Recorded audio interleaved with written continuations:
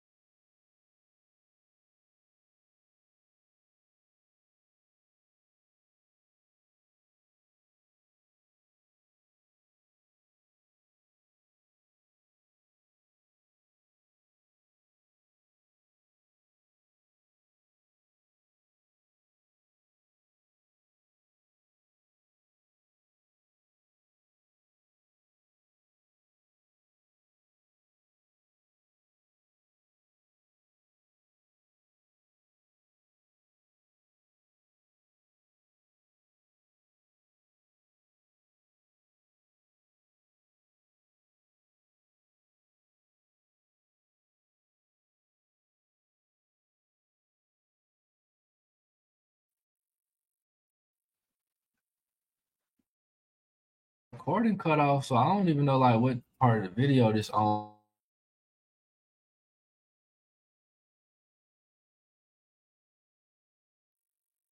Tripping. But yeah, we're gonna hope that picked up right where I left off. I might have to edit this and cut that out, but I mean, fuck it, you know. But yeah, like I said, Jeff Ulbrich, he's a linebacker guy. He loves Jalen Walker, so that fit made sense. Atlanta spent a lot of time at Georgia and just looking at these guys, so I pretty much figured he was the pick. He'll definitely, and you know, Ulbrich has already said they'll play him at edge, so they have a plan for him. You know, they don't want to put too much on him and put him all around the field. So I like that. I like that a lot. But so here's the surprise. You know, here's the controversy that kind of got people up in arms a little bit. Um, Atlanta trades back into the first round to double dip at pass rusher. They go edge James Pierce Jr. out of Tennessee. Now, the trade details, I believe, like we gave. So we flipped first with the Rams, so they got our first round pick next year. We gave them a second round pick, I believe, and they gave us a third back, and then we sent them a seventh round pick, I believe. So some people have a problem with the pick because it's like you mortgage. They think we mortgaged a lot for a first round pick, but honestly, when you look at it, like the value is kind of even. I mean, you traded a first round pick, boom, you flipped them. We flipped first round picks. They gave us a third round pick, which we'll talk about who we picked up with that, and then we sent them a seventh. Like, I feel like for him, James Pierce Jr., I feel like that's a worth like a try. That's like a gamble I would take because I think this guy right here, first of all, before he even came out, he had like last year he had top 5 projections. You know, his last year in college he had kind of a down year a little bit, but he's still like he's still a great, I won't say a great pass rusher, but he's a top 5 edge rusher in this class in my opinion.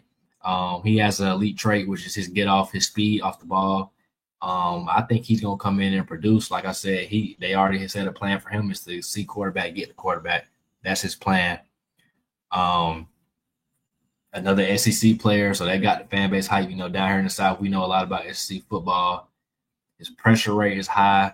I mean, it's not really much I don't like about this pick. Like, he had a little character concerns, but you know, Atlanta did a lot of research with him. I think they spent time with him and his mother prior to the draft, getting to know him, doing that research, and they felt comfortable with it. So I love that aggressive move, trading back into the first round to double dip at edge. Like, it's a position of need, and you addressed it off rip. Also, bringing in Leonard Floyd in the offseason, you know, like I said, it's not going to be an elite turnaround off rip, but it steps in the right direction. You know, it's better. The floor is raised of this unit than what it was prior. So I can't be mad at that. Like that third round pick I alluded to, they go his safety, Xavier Watts out of Notre Dame. Atlanta, I think they was at 101 originally with this pick, and they moved up to 96. So they did another trade. I think we gave up a 5th round pick next year. Once again, not mad at it because, like I said, if this year doesn't go as planned, Fontenot and Raheem aren't going to be here to make those picks anyway. So I can see why they trading the picks from their purpose. Xavier Watts is a ball hog, man. I can't, it's not really much more to say. 13 interceptions over the past 2 seasons. I think he's going to start. I think all 3 of these guys are going to start right off rip. I think he's going to start next to Jessie Bates. That's a hell of a safety combo right there. And, you know, what we need really on our defense a lot, but it's like, okay, you can see the point of emphasis they're making. Ball hawks, taking the ball away, turnovers, and sacks, pressure. That's what they're focusing on right now with this draft plan. You know, we didn't bring back Justin Simmons. We did sign Jordan Fuller in free agency, but he really don't have that much guaranteed money on his contract. He honestly could be not even really make the roster. But he's played in Raheem Morris's scheme before, like LA spent time with him and excelled. So you got a taste of everything in our safety room. You know, you got DeMarco Hellams coming back from that injury. You don't know how he'll be. Can't really take that gamble with him. But man, he's an in the box safety. He's a thumper. He'll hit. You know, he'll hit somebody. So we just got a lot of different versatility in our safety room, and I really like that in the secondary. I like bringing Xavier Watts in because honestly, he had 2nd round value. You could have got him in the 2nd round, but you know, like I said, I love that pick. Then we move on to round 4. We went Billy Bowman, safety out of Oklahoma. Kind of was a surprise to me that we doubled down at safety. But once I heard, the guys Obrick and Raheem say that they have a plan to play him at the slot position, it kind of made sense, the nickel position, because it's like he's a small guy in stature, but he packs a punch.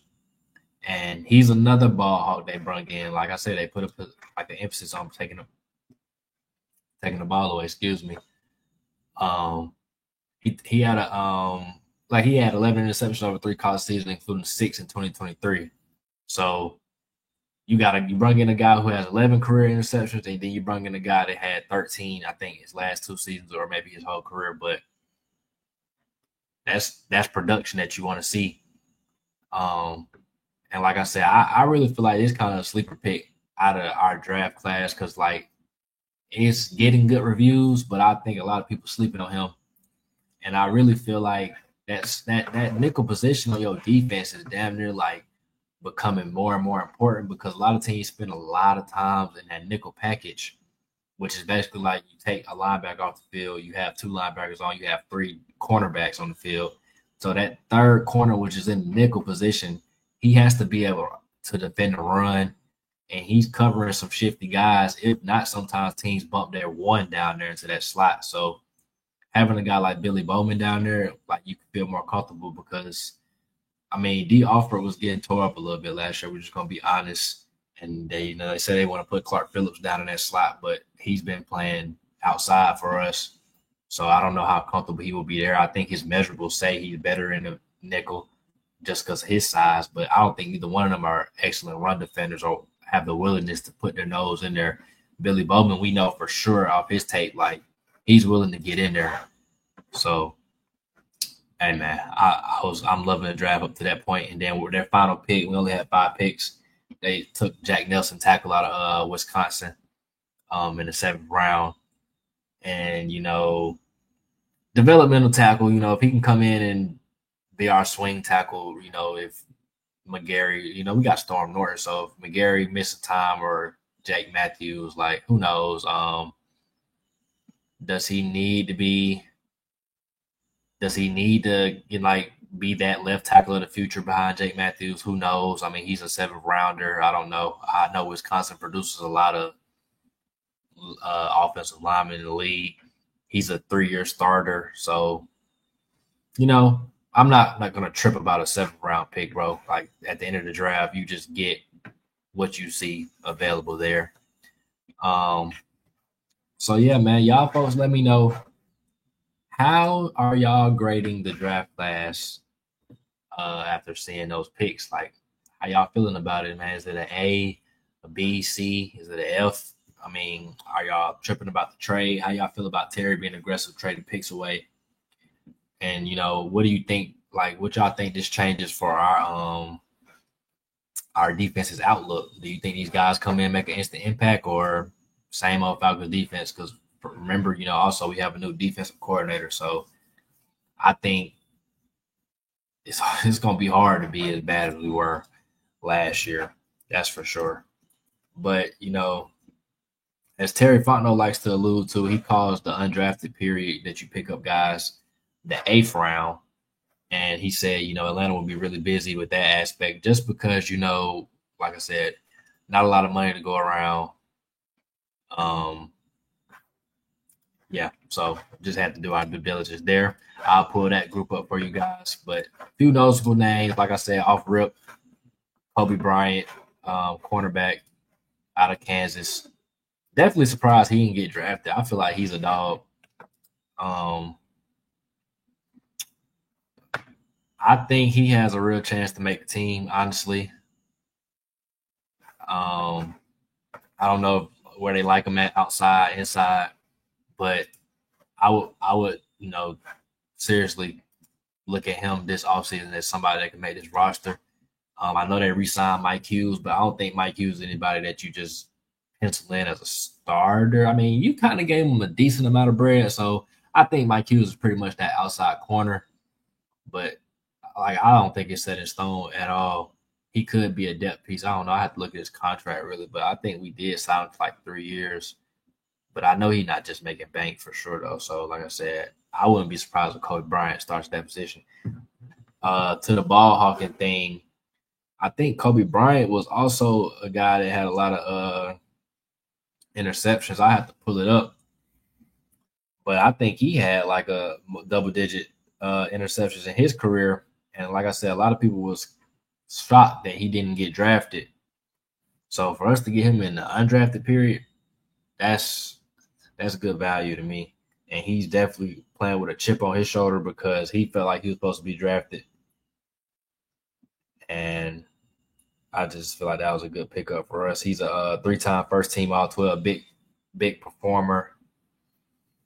Three-time first team All 12 performer. My bad, y'all. And he had 13 career interceptions, including 2 pick sixes. So, like I said, him, Billy Bowman, and Xavier Watts should show emphasis for ball hawks they had put on this draft.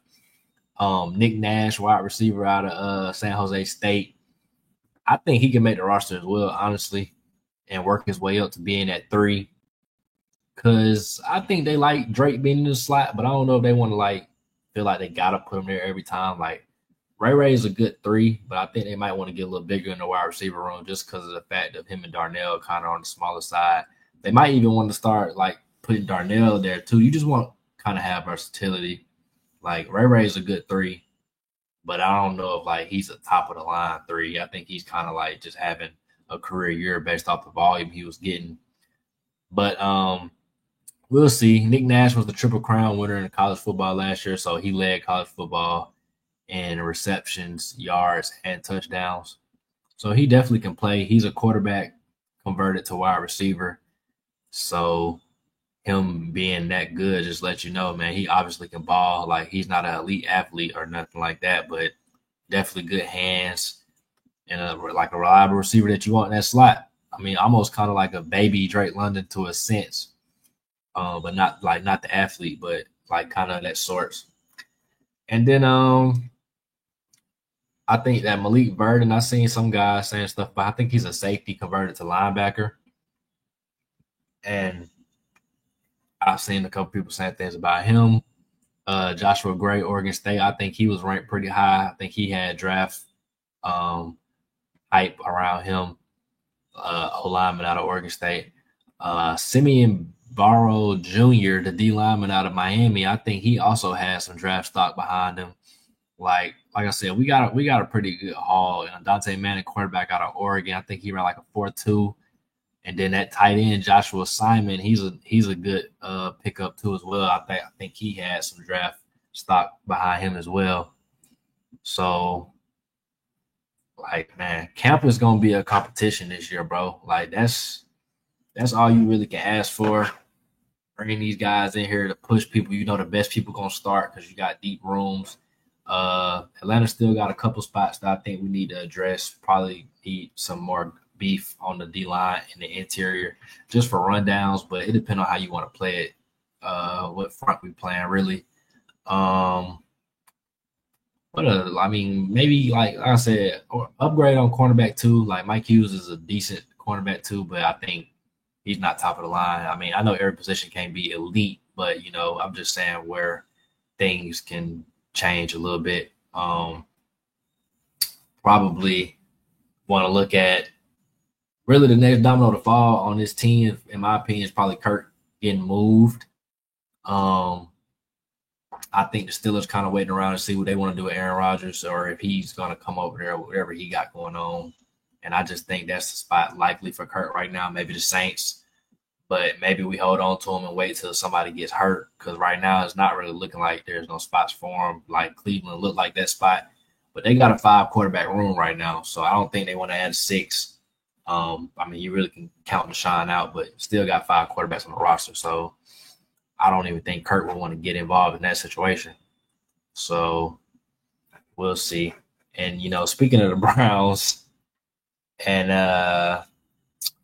their new quarterback addition, Shedeur Sanders, of course, we had to just be in the news, in the headlines, bro, just for something weird. Apparently, if you haven't seen, Shedeur Sanders was doing like little streams and stuff on Twitch when he was going through the draft process or on draft night awaiting to be drafted. Apparently, he got a prank call. I'm saying apparently, I mean, it happened. He got a prank call, and the guys were impersonating Mickey Loomis of the Saints, acting like they were about to draft him, whatever. A couple days went by, night went by. The video, people was doing their research. At first, they had said something like it was somebody from the Giants organization because they was like the daughter had went to Ole Miss or something. Come to find out, it was actually our defensive coordinator, Jeff Ulbricht's son, who did the prank. I believe he got the number from an iPad that Jeff Ulbricht was assigned or had, with all the prospects numbers in them or whatever. And the NFL looked into it. The Falcons aren't gonna fire him or punish him or anything. Like his son is old enough to make his own decisions. It wasn't anything malicious on our behalf. But it's just like little stupid stuff like this that can cost you a draft pick, get fined. Like it's just always a negative connotation around this team already from national media. And it's like sometimes we just feed into it, we play into it. Like I said, it ain't really nobody associated with the team that did it. It's like you just doing dumb stuff, but it's still surrounding us or in our bubble. So, the Falcons issued a statement. I'm pretty sure Arthur Blank reached out to Deion and said, a couple things, but it's just something negative. Really not much to talk about with that. It's really just dumb. But like I said, I had to touch on it because that's one of the main things with us right now. But that ain't nothing. Like we over that. We had a good draft class, and we're gonna keep it positive. But before I even get out of here, man, we're gonna take a look at this depth chart real quick. Like I said, man, y'all post, like, comment, subscribe. Definitely make sure y'all tap in with us all off season, leading up to the season. We're gonna be more active than ever coming up this next season. But yeah, looking at the depth chart, like I said, offensively, we already pretty much knew everything was set with the offensive line. Everything is the same besides Drew Dalman right here. Now with the Chicago Bears, he got paid. Hate to see him go, but I think Ryan Newsel, I'm comfortable with him stepping in there, I guess. That's another spot I kind of say center might be a spot you might want to look at addressing if you can get something going there. But, yeah, wide receiver room's the same as last year. Darnell, Drake, Ray. KhaDarel Hodge is back with the team. Special teams ace. Chris Blair, Casey Washington, who they drafted last year. We'll see what he can do. I really feel like Atlanta upgraded their special teams unit a lot in free agency partially because that was all we could afford. But you brought Felipe Franks back. You brought in Jamal Agnew, return ace.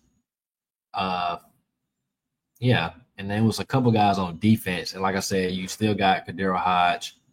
And then we'll get down to the guys we got on defense. But here you can see some of our undrafted guys, Nick Nash, Quincy Skinner Jr. You see a couple of those guys at tight end. Kyle Pitts is still here. Can he finally have that year? I think, like I say this every year with him, but back-to-back years with the same quarterback to an extent, same offensive coordinator, I think Penix is going to be the guy to get him going.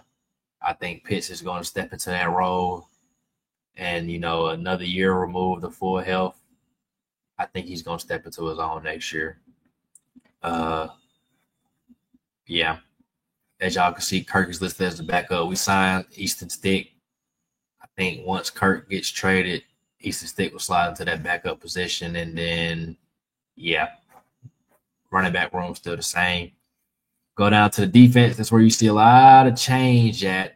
Morgan Fox brung in. Of course, we lost Grady Jarrett. That really hurts. Not even so much from a just production standpoint, but just like he's been with us his whole career, 10-plus years, I believe. Heart and soul of the team, the defense, but it's a business at the end of the day, You see they got the rookies on here, Jalen Walker, James Pierce Jr., Xavier Watts, and you see our free agent signings, Jordan Fuller.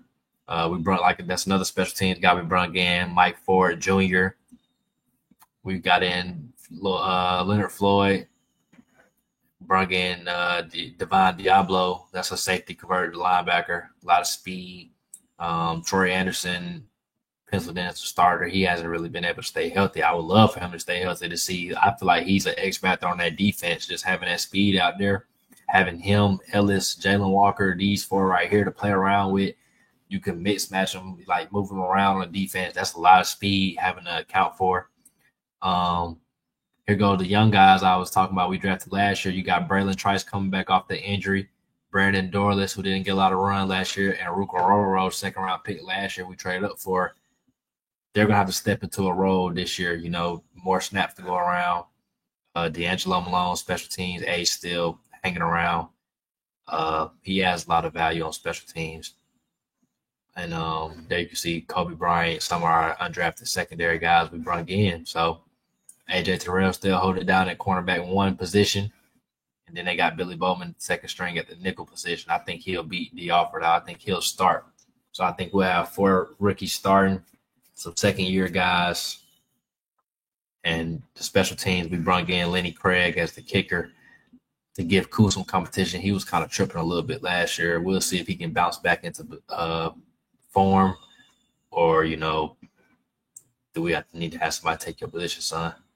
And then there goes the staff, Terry Fontenot, Morris, Zach Robinson, new defensive coordinator, Jeff Ulbrich, and same special teams coordinator, Marquise Williams. So I think Jeff Ulbrich and the guys we brought in are going to be the X factor for our season. I really feel like it's going to be 3 X factors, and I'm going to get out of here, man. 3 X factors really going to be Jeff Ulbrich and what he can do with this defense and the new guys we got. Raheem Morris and his step from first-year head coach to second-year head coach, not making the same mistakes and how he can manage this roster, this team, and put us in an advantageous position to win. And I think the third X factor is going to be Michael Penix. If he can be what a lot of people out of those 3 games he showed he could be with the even improving, that's gonna really put Atlanta in the door to win that division. Because it's not a tough division. Like, the teams got better in the draft, but it's not a tough division at all. I mean, honestly, Atlanta has bleeped over the division the past 3 years, honestly, just messing around or just bad quarterback play, bad coaching, bad defense, whatever you want to say. That's why I say those 3 points are going to be the X factor this season. Jeff Ulbrich and what he can do with this defense, Raheem Morris and his coaching leap from first to second year, and Michael Penix and his quarterback play. That's going to be the X factors for Atlanta Falcons in 2025. But, man, hey, that's 30 minutes worth of talking. My mouth dry, sleepy. It's 2, 3 a.m. I just had to make this video because I've been meaning to make it since the draft, get the instant reaction out there. But, man, hey, y'all let me know what y'all think about this draft class. Falcons fans, NFL fans, sports fans in general, man. We got all type of content for y'all. Y'all definitely stay tuned. And